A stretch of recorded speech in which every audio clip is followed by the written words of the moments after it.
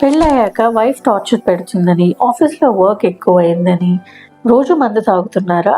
చూసుకోండి. మీ sperm count తగ్గిపోవచ్చు. Hello, I'm Dr. Sharada Golconda with 15 plus years of experience in fertility, gynaecology and obstetrics. సాధారణంగా ఒక ML సెమెన్లో 15 to 20 million sperms అనేటివి ఉంటాయి.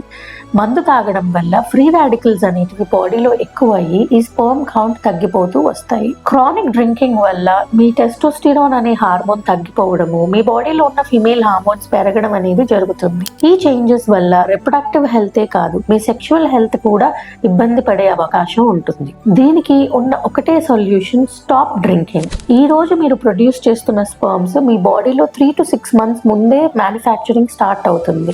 So ఈ రోజు డ్రింకింగ్ స్టాప్ చేసి 3 months తర్వాత మనం రెక్టిఫై చేసుకునే అవకాశం ఉంటుంది. ఈ వీడియోని మీ హస్బెండ్స్కి, బాయ్ ఫ్రెండ్స్కి, బ్రదర్స్కి అందరికీ షేర్ చేయండి.